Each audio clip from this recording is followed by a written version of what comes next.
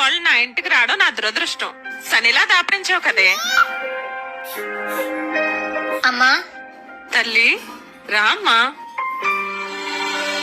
ఇప్పుడు గుర్తొచ్చిందా నీకు పుట్టిల్లు? ఇంకే పుట్టింట్లోనే శాశ్వతంగా ఉండిపోదాం అనుకుంటున్నానమ్మా. మా అత్తారింటికి వెళ్ళను. మీ అత్తయ్య వాళ్ళు నేను తిడుతున్నారా ఏంటి? తిడతారు. ఇప్పుడు నువ్వు నీ కోడలను ఎలా తిడుతున్నావో మా అత్త కూడా నన్ను అలానే తిడుతుంది. నువ్వంటే నా కూతురువి. నిన్నెవరైనా ఏమనంటే నేను తట్టుకోగలనా? మరి నీ కోడలు కూడా ఒక ఇంటి కూతురే కదమ్మా. వాళ్ళమ్మ కూడా నీలానే బాధపడుతుంది కదా. పుట్టింట్లో అందరినీ వదులుకొని ఒంటరిగా అత్తారింటికి వస్తున్నారంటే అక్కడ కూడా ఒక అమ్మ ఉంటుందన్న ధైర్యంతో.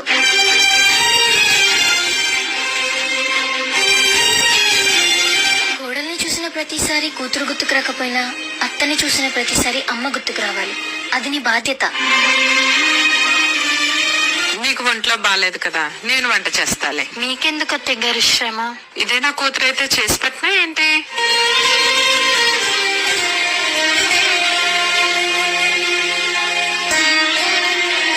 నా బాధను అర్థం చేసుకొని అత్తయ్య మనసు మార్చినందుకు థ్యాంక్స్ రా. నా వదిన కళ్ళల్లో నీళ్లు చూస్తే నేను తట్టుకోగలనా?